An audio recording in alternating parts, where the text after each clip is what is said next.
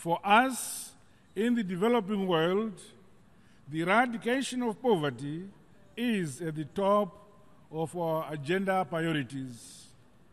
Development must equally be placed at the center of the work of the United Nations, as it plays an important role in preventing hunger, deprivation, food insecurity, disease, and ultimately conflict.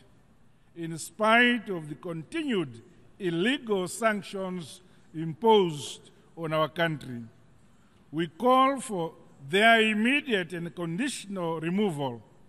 In the spirit of transparency and openness, a broader spectrum of international observers and the global media houses were accredited to observe our elections. The exceptionally peaceful pre- and post-electoral environment represented the maturing and entrenchment of democracy in Zimbabwe. We shall continue to entrench constitutionalism, democratic traditions and norms, peace, unity, and harmony, for it is indeed under such conditions that sustainable development, inclusive economic growth, and prosperity can occur. The isolated and unfortunate incident of the post-election violence that occurred on 1st August 2018 is regrettable and most unacceptable. The Commission of Inquiry, comprising eminent persons of national, regional, and international repute, has now begun its work in earnest. Their ultimate report and recommendations shall help us bring closure to the matter and assist in the improvement of our institutional governance.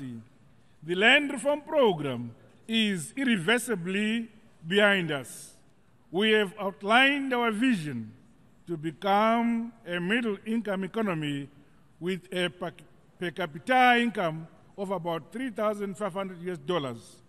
Zimbabwe is open for business, and we are presently undertaking a raft of economic and political reforms to ensure an environment that facilitates inclusive and sustained economic growth. The United Nations and its organs require to be democratized. We join the call for Africa to be represented in the permanent category and to have increased representation in the non-permanent category. We therefore call for negotiations under the World Trade Organization, which foster inclusive and shared economic growth and further advances the global development agenda. It is most saddening that some of us continue to turn a blind eye to the suffering of the people of Palestine. It is high time that the Security Council fulfilled its charter, obligations and duties by implementing all its resolutions. On the African continent, it is equally disheartening that the people of Western Sahara are yet to exercise the inalienable right to self-determination. We call on the Security Council to insist on the holding of an independent referendum for the Sahrawi people without delay.